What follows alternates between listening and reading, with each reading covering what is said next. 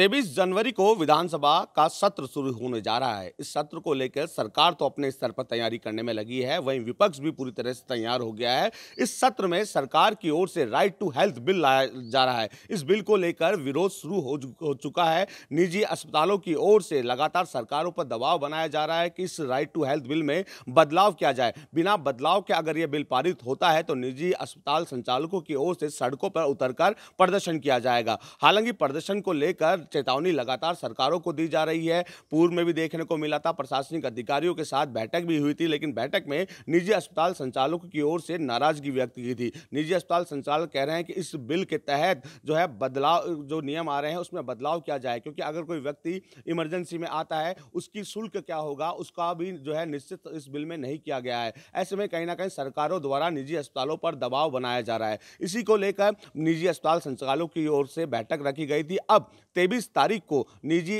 जो अस्पताल संचालक हैं उनकी ओर से विधानसभा का घेराव किया जाएगा और निजी अस्पतालों को बंद रखने की चेतावनी भी उनकी ओर से दी गई है। बहरहाल निजी जो अस्पताल संचालक है वो पूरी तरह से तैयार हो गए हैं, सरकार पर दबाव बनाने में लगे हैं। लेकिन वहीं चिकित्सा मंत्री प्रसाद लाल मीणा का कहना है कि बिल में किसी तरह का बदलाव नहीं किया जाएगा। यह बिल आम जनता के लिए है, आम जनता की सहूलियत के लिए है, ताकि आम जनता को अस्पतालों में उचित इलाज मिल सके। बहरहाल सरकार तो अपने स्तर पर प्रयास करने में लगी है, लेकिन निजी जो अस्पताल संचालक है उनका साफ तौर पर कहना है हम इस बिल को स्वीकार नहीं करेंगे। दिल्ली से लेकर सदन तक, विधानसभा तक इसका विरोध करेंगे। अगर फिर भी सरकार नहीं मानती है तो सड़कों पर उतरेंगे। सड़कों पर उतरने को लेकर लगातार जो अस्पताल संचालक है निजी, उनकी ओर से बैठक रखी जा रही है और एक रणनीति बनाई जा रही है। अब रणनीति के तहत 23 जनवरी को जो अस्पताल संचालक है निजी, उनकी ओर से बंद का आह्वान किया गया है और आज भी राजधानी में जो है बैठक रखी गई है। बैठक के जरिए सरकार को घेरने की रणनीति बनाई जाएगी, क्योंकि जो अस्पताल संचालक है निजी, उनका कहना है कि ब्लॉक स्तर पर सरपंच और प्रधान को ये